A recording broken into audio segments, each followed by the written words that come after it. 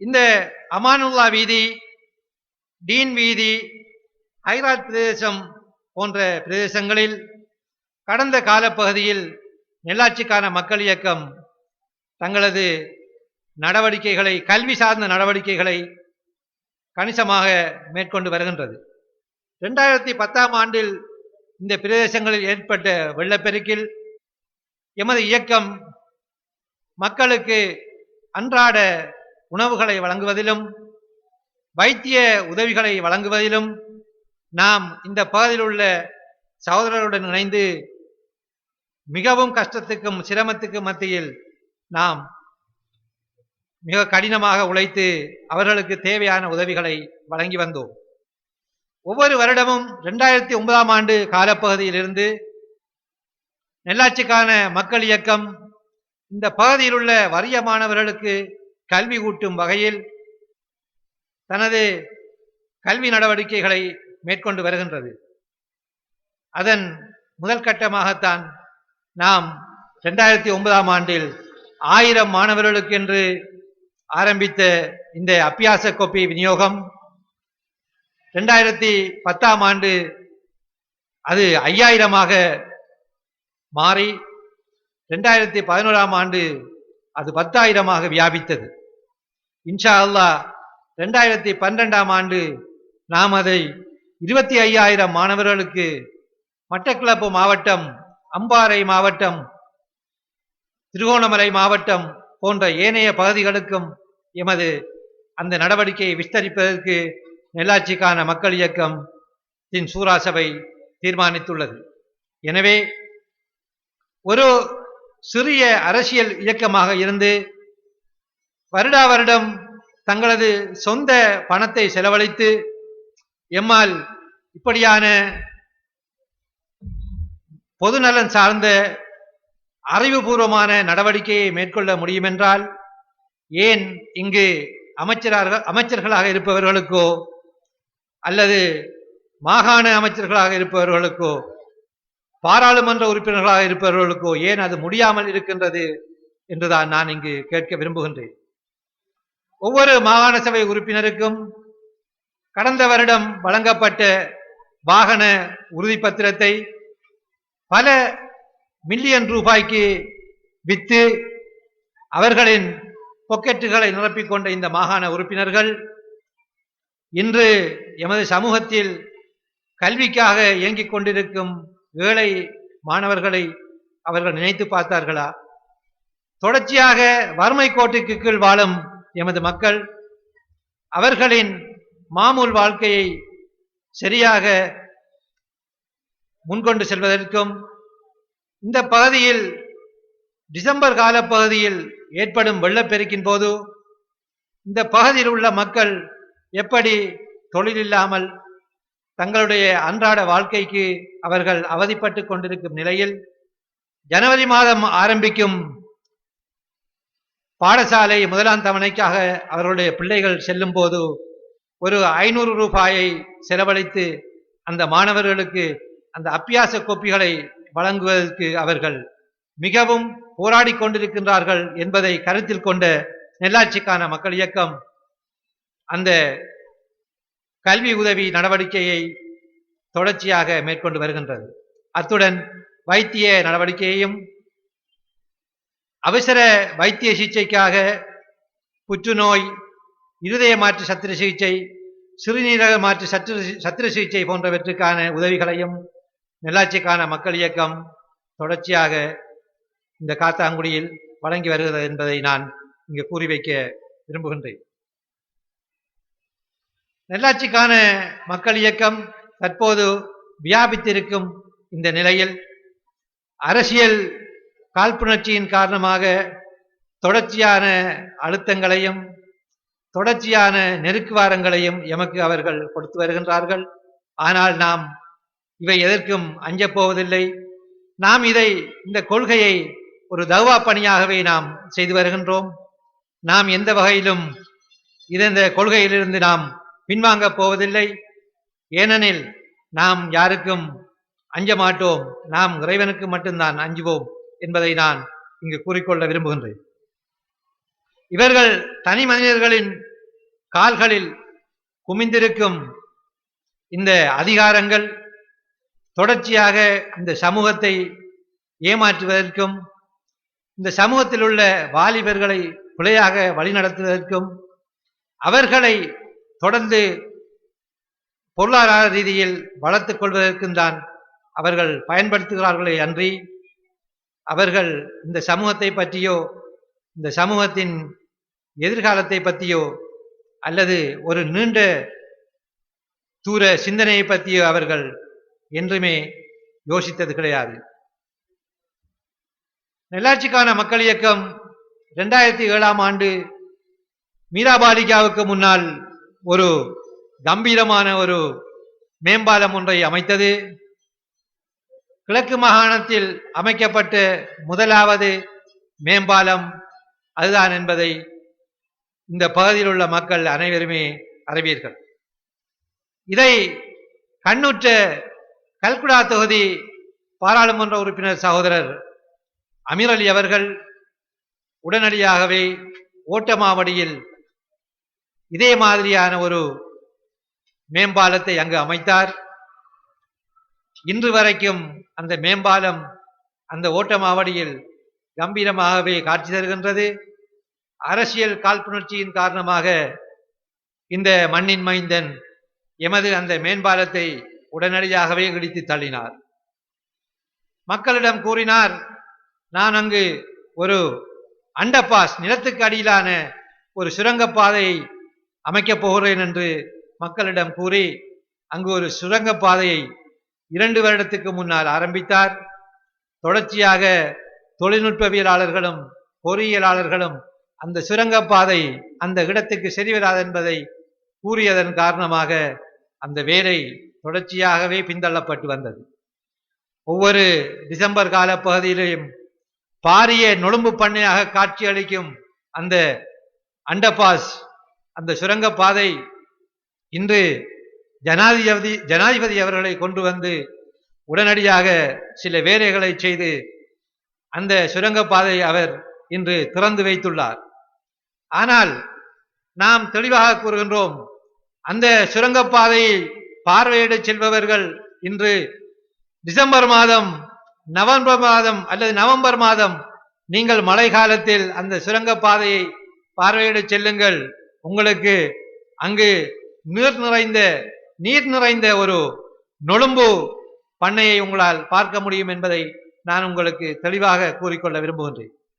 மட்டக்களப்பு மாவட்டத்தை பொறுத்தளவில் இங்குள்ள பொறியியலாளர்களின் தகவலின்படி ஒரே ஒரு இடத்தில் தான் இந்த பகுதியில் சுரங்கப்பாதை அமைக்கலாம் என்று அவர்கள் கூறுகின்றார்கள். அதாவது மட்டக்களப்பு சிறைச்சாலைக்கு பக்கத்தில் இருக்கும் ஆனைப்பந்தி கோயிலுக்கு முன்னால் உள்ள அந்த சந்தியில் தான் இந்த பகுதியில் சுரங்கப்பாதை அமைப்பதற்கு தகுதியான ஒரே ஒரு இடம் என்று அந்த பொறியியலாளர்களும் தொழில்நுட்பவியலாளர்களும் கூறுகின்றார்கள். மாறாக மேம்பாலத்தை உடைத்து தள்ளிய இவர் எப்படியாவது அந்த இடத்தில் ஒரு பாலத்தை அமைத்தாக வேணும். ஆனால் மேம்பாலத்தை அமைத்தால் நல்லாட்சிக்கான மக்கள் இயக்கத்தினர் தான் ஏற்கனவே இதில் மேம்பாலத்தை அமைத்தார்கள், அவர்களின் மேம்பாலம் தான் தொடர்ந்து இருக்கின்றன என்று மக்கள் நினைத்து விடுவார்கள் என்ற அந்த சிறுபிள்ளைத்தனமான எண்ணத்தில் தான் அவர் இந்த சுரங்கப்பாதையை அமைத்தார். இந்த சுரங்கப்பாதை 100% தோல்வியில் முடியும் என்பதை உங்கள் கண்ணூடாக எதிர்வரும் டிசம்பர் கால மழைக்காலமான டிசம்பர் கால பகுதியில் உங்களால் பார்க்கலாம் என்று நான் இங்கு கூறி வைக்க விரும்புகின்றேன். நாம் எமது பிரச்சார நடவடிக்கையை முதலில் காத்தாங்குடி தெருக்களில், அதாவது காத்தாங்குடி பசாரில் ஆரம்பித்த போது நூற்றுக்கணக்கான எமது தொண்டர்களும் எமது ஆதரவாளர்களும் எம்மிடம் களத்தில் இறங்கி அந்த பிரச்சார பணிக்காக ஒவ்வொரு கடைகளுக்கும் சென்று அந்த எமது பிரசுரங்களை விநியோகித்து வந்தார்கள். இதை கண்ணுற்ற பிரதி அமைச்சர் தனது ஆதரவாளர்களை கூறினார், வாருங்கள் நாமளும் அதே PMGG பாணியில் இறங்கி அந்த பிரச்சாரத்தை மேற்கொள்வோம் என்று. ஆனால் துரதிர்ஷ்டம், ஆதரவாளர்கள் மட்டுமல்ல, காத்தாங்குடி மக்களும் அவருக்கு ஆதரவு தெரிவிக்கவில்லை. உடனடியாக அவர் யோசித்தார். சுமார் 500க்கு அதிகமான ஜனாதிபதி பாதுகாப்பு பிரிவினர் இங்கு கடமையில் வருகிறார்கள். அவர்களை சிவில் உடையில் ஒரு பெரிய கூட்டமாக காத்தாங்குடி பசாரில் அழைத்து சென்று ஒரு கூட்டத்தை காட்டி மக்களை ஏமாற்றி விடலாம் என்ற அந்த சிறுபிள்ளைத்தனமான நினைப்பில் அந்த PhD உத்தியோகத்தர்களுடன் அவர் காத்தாங்குடி பசாரை வலம் வந்தார். நீங்கள் அந்த சகோதரர்களை உங்கள் கண்களால் பார்த்திருப்பீர்கள். அவர்களுடைய தோற்றத்தை பார்க்கும் போதே அவர்கள் யார் என்பதை நீங்கள் தெளிவாகவே அறிவீர்கள். நான் எனது மீன்வீதியால் சென்று கொண்டிருக்கும் போது ஒரு பத்திரிகை கடையில் எனது மோட்டார் சைக்கிளை நிறுத்தும் போது 2 சகோதரர்கள் பேசிக் கொள்கிறார்கள். இந்த புதுமுகத்துடன் வருபவர்கள் போலீஸ்காரர்களை போல் தெரிகின்றது என்று அவர்கள் பேசிக் கொண்டிருப்பதை நான் எனது காதில் பார்த்தேன். அந்த அளவுக்கு எமது மக்கள் தெளிவாகவே அனைவற்றையும் அவதானிக்கின்றார்கள். சாதாரண ஒரு மனிதர் இந்த ஊரில் நடமாடினால் கூட அவர் யார், அவர் ஏன் நடமாடுகின்றார் என்று அவருடைய தோற்றத்தை பார்த்து அவர்களை அடையாளம் காணும் நிலையில் எமது மக்கள் இருக்கும்போது, இன்னமும் எமது மக்களின் காதுகளில் இந்த பிரதி அமைச்சராலோ அல்லது அவர்களின் ஆதரவாளர்களாலோ காதுகளில் பூசுற்ற முடியாது என்பதை நான் இங்கு தெளிவாக கூறி வைக்க விரும்புகின்றேன். நெல்லாட்சிக்கான மக்கள் இயக்கம் மேற்கொண்டு வரும் ஒவ்வொரு பிரச்சார நடவடிக்கைகளும் மிகவும் நேர்த்தியாகவும் பொதுமக்களை பாதிக்காத வகையிலும் இந்த நாட்டின் சட்ட ஒழுங்குகளுக்கு உட்பட்ட வகையிலும் தான் நாம் எமது நடவடிக்கையை மேற்கொண்டு வருகின்றோம். நாம் தொடர்ச்சியாக நடத்தி வந்த ஒவ்வொரு பொதுக்கூட்டங்களுக்கும் நாம் தெளிவாகவே போலீசாரிடமும் நகரசபையிடமும் முன்கூட்டியே அனுமதியை நாம் பெற்றுள்ளோம். இந்த நிலையில் நாம் எமது கூட்டங்களை நடத்தி கொண்டிருக்கும் போது இவர்கள் இந்த 119 என்று இப்போது புதிய ஒரு யுக்தி ஒன்றை தொடங்கியுள்ளார்கள். நாம் என்ன செய்தாலும் அவர்கள் உடனடியாக 119க்கு அடித்து கூறிவிடுவார்கள். இதுவரையில் நெல்லாட்சிக்கான மக்கள் இயக்கம் இது ஒரு 11வது தேர்தல் பிரச்சார கூட்டம் என்று நினைக்கின்றேன். எந்த கூட்டத்துக்கும் நெல்லாட்சிக்கான மக்கள் இயக்கம் சட்டத்துக்கு அப்பாற்பட்ட வகையில் எதையுமே செய்யவில்லை. இந்த மின்சார சப்ளை கூட, எலக்ட்ரிக் சப்ளை கூட ராட்சத ஜெனரேட்டர்களை பயன்படுத்தித்தான் நாம் இந்த மின்சாரத்தை வழங்கி வருகின்றோம். ஆனால் இந்த பிரதி அமைச்சர் நடத்தி வரும் ஒவ்வொரு பிரச்சார கூட்டத்துக்கும் இந்த கள்ளக்கரண்டில் தான் அவர்கள் இந்த பிரச்சார மேடைகளை அமைத்து அதுக்கு மின்விளக்கு கொடுத்து மின்சாரத்தை வழங்கி இந்த நாட்டின் மின்சார அமைச்சுக்கு ஒரு பாரிய நஷ்டத்தை இந்த பிரதி அமைச்சர் ஏற்படுத்தி வருகின்றார் என்பதை நான் இங்கு கூறி வைக்க விரும்புகின்றேன். அப்படியானால் இலங்கையில் தொடர்ச்சியாக நஷ்டத்தில் இயங்கி வரும் 48 நிறுவனங்களில் மின்சார எரிசக்தி அமைச்சு, CGR போக்குவரத்துக்கு சொந்தமான புகையிரத அமைச்சு, அடுத்தது CTB இலங்கை போக்குவரத்து சபை, ஸ்ரீலங்கா சிலோன் பெட்ரோலியம் கார்ப்பரேஷன் போன்ற முக்கியமான நிறுவனங்கள் இந்த நாட்டில் நஷ்டத்தில் இயங்குகின்றன என்று கோப் அறிக்கை கூறுகின்றது. ஏன் அவைகள் நஷ்டத்தில் இயங்குகின்றன என்பதை மிகவும் சிம்பிளாக நீங்கள் சிந்தித்து பார்த்தால், அதிகாரத்தில் இருப்பவர்கள் இந்த நிறுவனங்களில் இருக்கும் அனைத்தையுமே துஷ்பிரயோகம் செய்வதால், மோசடி செய்வதால் தான் இந்த நிறுவனங்கள் நஷ்டத்தில் இயங்குகின்றன என்பதை நான் இங்கு தெளிவாக கூறி வைக்க விரும்புகின்றேன். பாமர மக்களாகிய நீங்கள் உங்களுக்கு மின்சார நிலைய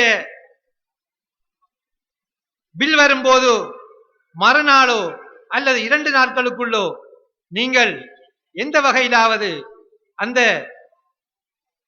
கட்டணத்தை செலுத்தி அந்த பில்லை செலுத்தி விடுவீர்கள். காரணம், உங்களுக்கு ஒரு பயம் இருக்கிறது. எங்கு மின்சார ஊழியர்கள் வந்து வெட்டி சென்று விடுவார்களோ என்ற பயம் இருக்கின்றது. நீங்கள் என்ன கஷ்டம் இருந்தாலும், என்ன துன்பப்பட்டாலும், என்ன கடன்பட்டாலும், ஏன் எமது சகோதரிகள் எமது காதில் இருக்கும் மின்னிகளை கூட அடகு வைத்து இந்த மின்சார கட்டணத்தை செலுத்தி வருகிறார்கள் என்கின்ற செய்தியை நான் இங்கு கூறி வைக்க விரும்புகின்றேன். ஏன் இந்த இந்த நிறுவனங்கள் பங்குரோட்டில் இயங்குகின்றன என்பதை பார்க்கும்போது இப்போது நான் சொன்ன சம்பவம் மாதிரி பல வீண் விரயங்கள் இந்த நாட்டில் நடைபெற்றுக் கொண்டிருக்கின்றன. அதுக்கு பட்டியலிட்டு கொண்டே போகலாம். இப்போது இங்கு நடைபெற்றுக் கொண்டிருக்கும் இந்த கூட்டத்தில் எனக்கு பின்னால் பேசுவதற்காக கூடுதலான பேச்சாளர்கள் பொறியியலாளர் அப்துல் ரஹ்மான் அவர்கள், கல்குடா தொகுதியிலிருந்து விசேட பேச்சாளராக வந்திருக்கும் சகோதரர் SLM ஹனிஃபா அவர்கள், சகோதரர் ஃபிர்தௌஸ் நலிமி அவர்கள், டாக்டர் ILM ரிபாஸ் அவர்கள் போன்றவர்கள் எனக்கு பின்னால் இங்கு விசேட உரையாற்ற இருக்கின்றார்கள். எனவே அவர்களின் பேச்சை செவிமடுத்து செல்லுமாறும், எனது இந்த உரையை செவிமடுத்த அனைத்து சகோதரர்களுக்கும், தாய்மார்களுக்கும், சகோதரிகளுக்கும், இந்த சந்தர்ப்பத்தை வழங்கிய நல்லாட்சிக்கான மக்கள் இயக்கத்தின் சூரா சபையினருக்கும் எனது நன்றியை தெரிவித்து விடைபெறுகின்றேன். அஸ்ஸலாமு அலைக்கும் வரஹ்மத்துல்லாஹி வபரகாத்துஹு.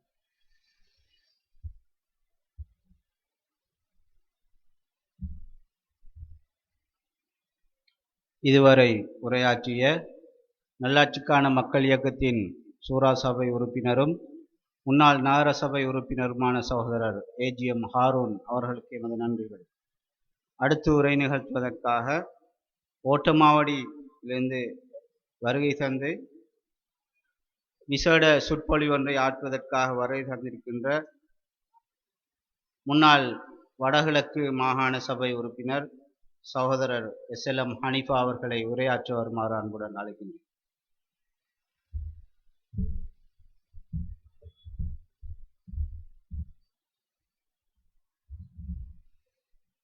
பிஸ்மில்லாஹிர் ரஹ்மானிர் ரஹீம்.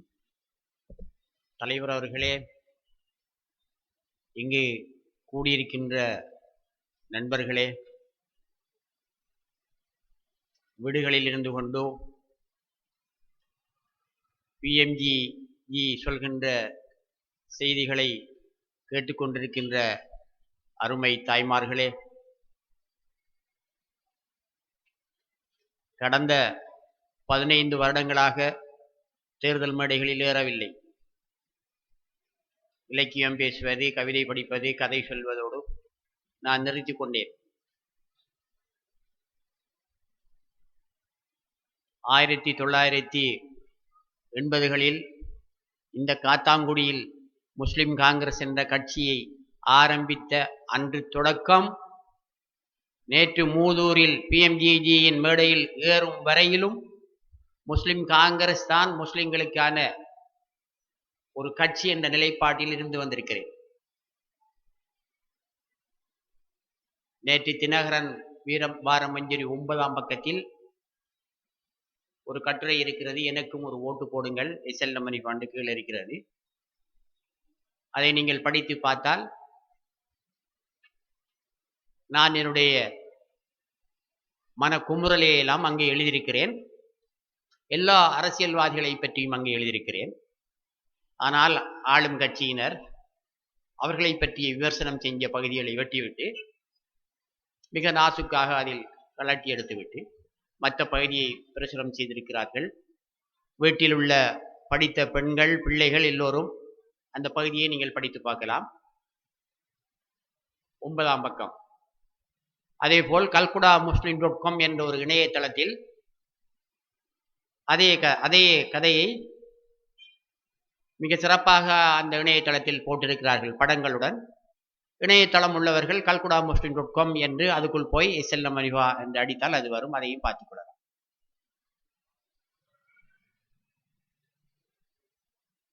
25 வருடங்களுக்கு முதல் ஸ்ரீலங்கா முஸ்லிம் காங்கிரஸ் என்ற கட்சியை இல்ல 35 ஆண்டுகளுக்கு முதல் கட்சி பதிவு செய்யப்பட்டு ஆட்சிக்கு வந்தது 25 வருடம். காத்தாங்குடியில் மெயின் வீதியில் ஒரு பாரர் பாடசாலையில் அந்த கட்சியை ஆரம்பித்து அந்த கட்சிக்கு ஸ்ரீலங்கா முஸ்லிம் காங்கிரஸ் என்று பெயரை பிரேரித்தவர் இந்த ஊரை சேர்ந்த என்னுடைய அருமை நண்பர் ஏஎல்ஏ ஜவாத் அவர்கள். அதை ஆமோதித்தவன் நான்.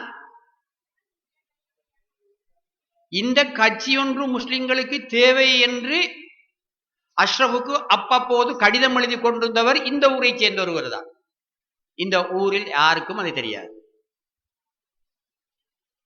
அது மரஹூம் கவிஞர் அப்துல் காதர் லபி அவர்கள் மாத்தளையில் போய் இருந்த நேரம் அஷ்ரஃபுக்கு கடிதம் எழுதுவார்கள். அஷ்ரப், நீ கவிதை எழுதுகிற காரியத்தை விட்டுவிட்டு அதற்கு அப்துல் காதர் லபி போன்ற நான் இருக்கிறேன், நீ சட்டம் படித்து விட்டாய், இப்பொழுது முஸ்லிம்களுக்கான ஒரு கட்சியை அமைத்து கொண்டு முஸ்லிம்களுடைய நல்வாழ்வுக்காக போராடி என்று அடிக்கடி கடிதம் எழுதுவார்.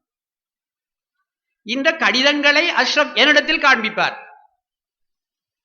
கட்சியின் ஆரம்ப நாட்களில் இந்த கட்சியை நான் அமைக்கவில்லை, இந்த கட்சியை அமைக்க சொன்னதே காத்தாங்குடியைச் சேர்ந்த கவிஞர் அப்துல் காதர் லப்பை தான் என்று ஆரம்ப வருடங்களில் சொல்லி வந்த நாங்கள் பிறகு அவரை சொல்லவில்லை. எவ்வாறு பாகிஸ்தான் உருவாகுவதற்கு கவிஞர் அல்லாமா இக்பால் ஒரு தூண்டுகோலாக இருந்தாரோ அவர்தான் சொன்னார், அடைந்தால் பாகிஸ்தான் அல்லது கபுரிஸ்தான். அப்படித்தான் கவிஞர் அப்துல் காதர் லவி, இந்த மண்ணிலே இருந்த அந்த கவிஞர் அப்துல் காதர் லவி அவர்கள் தான் முஸ்லிம்களுக்கு ஒரு கட்சியை அமைக்க வேணும் என்று சொன்னார்.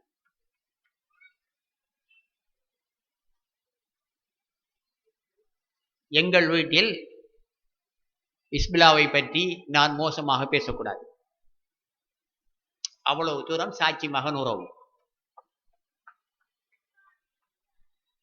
போற சரிதான், அவனை பத்தி ஒன்றும் பேசிடாதீங்க, ஆள் வச்சு தலையை உடைச்சாலும் உடைப்பாங்க காத்தாங்குடியாக்களும்.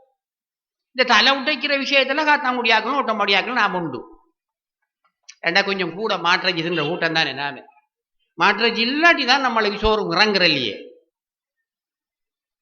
நான் ஹக்கிட புத்தக வெளியீட்டு வந்தாப்புல நான் சென்றேன், தமிழர்களுக்கு தன்மானம் வேணும், தனிநாடு வேணும், சிங்களவர்களுக்கு சிறுபான்மை மக்கள் எல்லாம் செத்தொழிய வேணும், சோனகனுக்கு மையர் கிழங்கு பொரியலும் மாட்டுக்கால் சூப்பும் வேணும், ஒரு முதலமைச்சர் இருந்தா தொட்டுக்கொள்ள இன்னும் ஷோக்கா இருக்க முடியும். இதான் நம்மட அரசியலும் வேணும். ஏன்னா மன்னிக்கணும், நம்மட முஸ்லிம் சமூகத்துடைய முட்டாள்தனம்தான் இந்த நாட்டு முஸ்லிம் அரசியல்வாதிகளுடைய மிகப்பெரிய மூலதனமாக இருக்கிறது. கடந்த 25 வருஷமா இதை பார்த்துக்கிட்டு வந்தேன், இதை எழுதிக்கிட்டு வந்தேன். நீங்க பார்த்திருப்பீங்க, நோன்பு 24 27 ஹக்கீம் என்ற வீட்டை வந்தார். அப்பொழுது நான் சொன்னேன், எந்த ஒரு வேட்பாளருடைய வர வேண்டாம், நீங்க மட்டும் தனியாக வாங்கணும். சரியா லுஹருக்கு வந்தார், 1 மணிக்கெல்லாம் பேசினோம். அதையும் நான் இந்த வலையில் போட்டேன். அல்லாவை பயந்து கொள்ளுங்கள் தம்பி, இந்த செயல்பாடு உண்டும் கூடாது, உங்களுடைய செயல்பாடு எதுவுமே கூடாது. தொடர்ந்து நான் சொல்லியே வருகிறேன், நீங்கள் அதில் எதையுமே நீங்கள் எடுத்து நடப்பதாக தெரியவில்லை. புவி சொன்னார், அந்த கட்டுரையை என்னுடைய வார உரைகளில் போடுகிறேன் என்று. அவருடைய என்ன நான் பேசின இடத்தை அங்கேயும் எழுதியிருக்கிறேன். அப்ப அந்த கட்சியும் என்ன செய்தென்றால், எங்களுக்கு ஒரு 5 வருஷத்துக்கு ஒருக்கா ஒரு தேர்தல் வந்தால், ஒரு 3 வருஷத்துக்கு ஒருக்கா ஒரு தேர்தல் வந்தால் அந்த தேர்தலுக்கு வருவார்கள். எங்கட ஊரில் 1.5 மாதத்துக்கு முதல் அரசாங்கம் தேர்தலுக்கான வேட்பு மனுக்களை கோரியிருந்தாலும் அருண் சார் சரியா நாளைக்கு கச்சேரியில வேட்பு மனு கொடுக்குறேன்டா, உண்மை ஹக்கா நாம இன்னைக்கு பேசுற பேச்செல்லாம் நான் வேறொரு மேடையில பேசுறேன்டா அரசியல் பேசுவேன், நான் பொய்ய பேசுவேன், புரட்ட பேசுவேன், ஈபத்தை பேசலாம், அதெல்லாம் பேசினா தான் அரசியல். நம்ம சமூகத்துல சரியான கலட்டிற அரசியல் சரியான குடுவை தான் கொடுத்தாரு. அவங்க பலாய் ஊத்தகத்தையெல்லாம் கழுகி துறைக்கணும். நான் காணாட்டி சேஃப் எக்ஸல் இல்லாட்டி நாம என்ன செல் ஐட்டம் காணாட்டி கிட்டக்கிறதெல்லாம் போட்டு களி துறைச்சு விட்டோன்னே எல்லாருக்கும் சந்தோஷம். குட்டுக்கணும், நல்லா குட்டுக்கு தான் போகணும். இந்த பேச்சுக்கெல்லாம் நான் மாசம் நாளையில் அல்ல இடத்துல பதில் சொல்ல இம்மணும். அது நாங்க அரசியலுக்காக பேசினு சொல்லி போட்டு போயிடாது. ஏன் அரசியலுக்காக இங்க பௌத்த சமய துறவிகளை பத்தி எல்லாம் மிக அவதூறாக காத்தாங்குடியில் பேசிவிட்டு மறுநாளே அவரு என்ன எங்கட பெரிய என்ன சொல்றது மகாநாயக்கர்கள் மகாநாயக்கர்கள் தொடங்கி எல்லார்டையும் மன்னிப்பு கேட்டார். என்னத்துக்கு அது பேசின? எங்கேயோ ஒரு பௌத்த பிக்கு ஒரு பிள்ளையை செஞ்சாருன்னா முழு நாட்டில் உள்ள பிக்குகளுக்கும் எதிராக நாங்கள் இது ஒரு ஓட்டு எடுக்கிறதுக்காக. காத்தாங்குடியில நீங்க பேசிவிட்டு போகலாம். புலனறுவையில் இருக்கிற முஸ்லிம்களுக்கு எவ்வளவு பாரதூரம், அந்தாபுரத்தில் இருக்கிற முஸ்லிம்களுக்கு எவ்வளவு பாரதூரம், அதால எவ்வளவு விஷயங்களை அவங்க சந்திக்க போகிறாங்க விபரீதங்களை. அப்ப எங்களோட ஊர்ல வேட்பாளர் பிடிக்கிற உங்களோட காத்தாங்குள்ள எப்படியோ எனக்கு தெரியாது. நான் இனி பேசுற பேச்சு வேணும்டா முபின் யாரும் கேட்டிருந்து அதுக்கு பதில் அவங்க நாளைக்கு அளிக்கலாம். எங்களோட ஊர்ல இரவு 12 மணிக்கு பிறகு ஆள் பிடிக்க வார வீட்டை வந்த நான் சொன்னேன், அதுல ஒரு வெள்ள வேன வாய் கொடுங்க தம்பி, தேர்தல் காலத்துல வேட்பாளர் பிடிக்கிற வெள்ள வேணும் எழுதி வெள்ளவனை கண்டா எல்லாரும் ஓடுறானே. அப்ப கடைசார் 12 மணிக்கு எவனாவது ஒரு 4 பேரை கட்டி ஓட்டமாடி இறக்கி விட்டுறதுதான் வேட்பாளர். அப்ப முஸ்லிம் காங்கிரஸுக்கு வேட்பாளர்ண்டா அவங்கள கொஞ்சம் தெரியற இல்லையா, ஆறார போடுவோம் அந்த ஊர்ல கேட்கிற இல்லையா, உங்களுக்கு இவர் என்ன செய்யறான்னு கேட்கிற இல்லையா, இந்த முஸ்லிம் காங்கிரஸ் உறுப்பினர் செயல்பாடு எப்படி இருக்கு மக்கள்கிட்ட பொதுமக்கள்கிட்ட கேட்கிற இல்லையா, இந்த எம்பிர செயல்பாடு எப்படி இருக்கு கேட்கறது இல்லையா. ஒரு கட்சிண்டா ஒரு தலைமைத்துவம் உண்டா, ஜனாதிபதி சொல்லிட்டார் எனக்கு ஒன்றும் தெரியும் எவ்வளவு பிரச்சனை இருக்கின்ற இந்த முஸ்லிம் எம்பிக்கள் மந்திரிகள் சொல்றாங்கன்னு. அவரும் அது பேசின அரசியல் தான். ஒரு நாட்டு தலைவர் அரசர்ண்டா எல்லா மக்களோட பிரச்சனையும் அவருக்கு தெரிஞ்சிருக்கணும். அப்ப ஐக்கியமிட்ட சேர்ந்தா நீங்க கட்சி மாறி போறீங்கண்டா, அந்த கட்சிக்கு அரசாங்கத்துக்கு ஆதரவு கொடுக்க போறீங்கண்டா எங்களை பலமுள்ள ஒரு சக்தியாக மாத்துங்கள், நாங்க அரசாங்கத்தோடு பேரம் பேசுவதற்கு மக்கள்கிட்ட நீங்க ஓட்டு வாங்கிட்டு போனா இப்படி உங்களை அரசாங்கம் கூப்பிடு எங்களோட சேர்ந்து வாங்கண்டா, நீங்க இந்த மக்கள் விஷயங்களை பத்தி ஒரு கோரிக்கையை வைக்கிற இல்லையா. அவன் பாரதி படிச்சான், காணி நிலம் வேண்டாம், காணி நிலம் வேண்டும், நான் காணி நிலம் வேண்டாம் தான் படிக்க போறேன். காணி நிலம் வேண்டும், ஒரு 10-15 தென்னை மரம் பக்கத்தில் வேண்டும், அங்க நிலவு வந்தரிக்கணும், ஒரு பத்தினி பெண்ணாக மனைவி வேணும், கத்தும் குயிலோசை சற்றில் காதில் பட வேண்டும். இதெல்லாம் முஸ்லிம் கிராமங்களுக்கு இல்லை. எங்களுக்கு காணி நிலம் வேண்டாம், 10-15 தென்னை மரமும் வேண்டாம். இந்த கட்சி அமைச்சு இந்த 25 வருஷமாக இந்த ஊர்லயும் அரசியல் அதிகாரம் படைத்தவர்கள் இருக்கிறார்கள். நான் மகன் என்று சொல்ற மகன் ஹிஸ்புல்லா இருக்கிறார்கள். இந்த காத்தாங்குடியில சேர்ற குப்பையை கொட்டுறதுக்கு ஒரு துண்டு வள்ளவோ, என்ன அரசியல் இது நீங்க செய்த அரசியல். இன்றைக்கு வந்த ஒரு 4-5 வருஷத்துக்கு பிறகு நண்பர் புவி என்ன கூட்டிட்டு ரோட்டால கொண்டு வந்தார். என்ன நீ அதனோட மெயின் ரோட்டு சொர்க்கம் போல இருக்கு, இங்க நரகம் போல இருக்கு, என்ன நரகத்துக்காக நான் கொண்டு வராய், இதுலயே ஹார்ட் அட்டாக் வரும் போல ஒரு துண்டு ரோட்டு உங்களை காத்தாங்குடி உள் ரோட்டு இல்லையே. இந்த விஷயம் எனக்கு இன்றைக்கு தானே தெரியும். இது என்ன, இது என்ன கோலம் இது, ரோட்டுக்கு தான் காசி. அப்ப இத கொஞ்சம் கேட்கிற இல்லையா. அவன் அடிக்க அரசியல்வாதி இல்லைண்டா என்ன அரசியல்வாதி இல்லை, மக்கள் அடிப்படை தேவைகள். இந்த ரோட்டு எப்படி இருக்கு, இப்ப மழை வந்தா இதுல எப்படி பயணம் போற, இந்த பிள்ளைகள் பள்ளிக்கூடத்து பிள்ளைகள் வெள்ளை உடுத்து வெள்ளை சப்பாத்து போட்டு எல்லாரும் ஆட்டோவில் போகல, அது ஏழை பிள்ளைகள் எப்படி போற, பொம்பளைகள் எப்படி போற, இத கொஞ்சம் யோசிக்கிறது இல்லையா. ஒன்றுதான் நான் செல்வன், ஆறாக இருந்தாலும் சரிதான், 68 வயசுல நான் மனன் வந்து சொல்றேன், நாங்க அவளியாக்கள் இல்ல, ஆனாலும் உண்மை ஒன்று இருக்கிறதால அறம் படிக்கிறாப்புல நாங்க படிக்கோம்.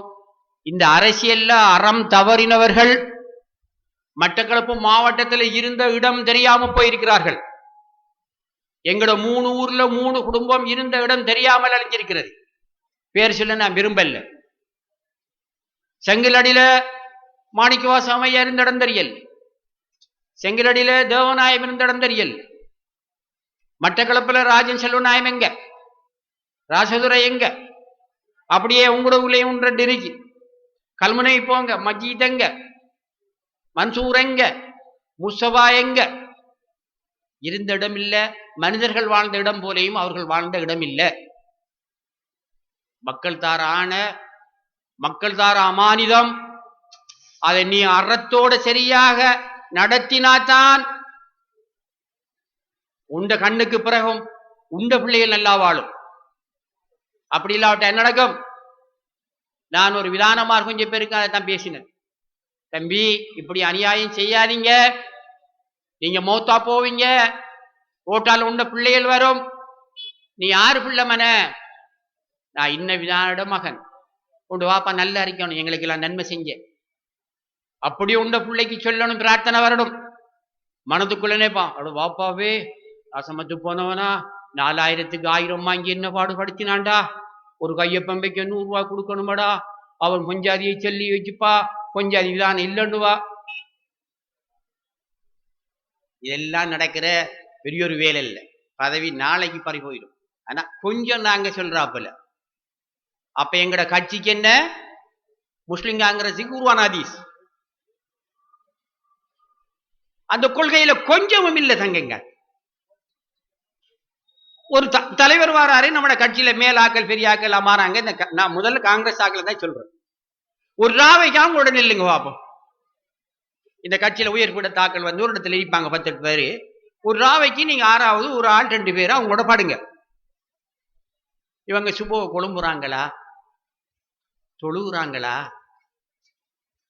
ரம்லா மாத்தையோட அவங்கள்ட்ட போய் பாருங்க.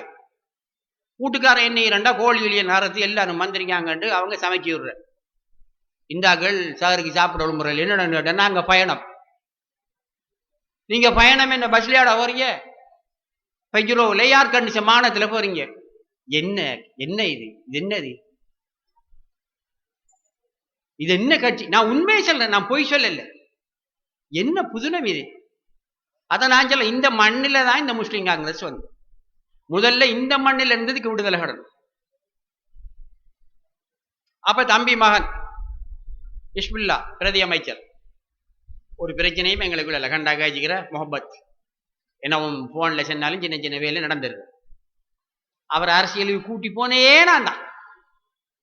பாப்படம் மதுர்ஷாவில் ஓதி கொடுத்துட்டீங்க. கல்முனை கடிதம் வருது அஷ்ரஃபோட வீட்டுக்கு.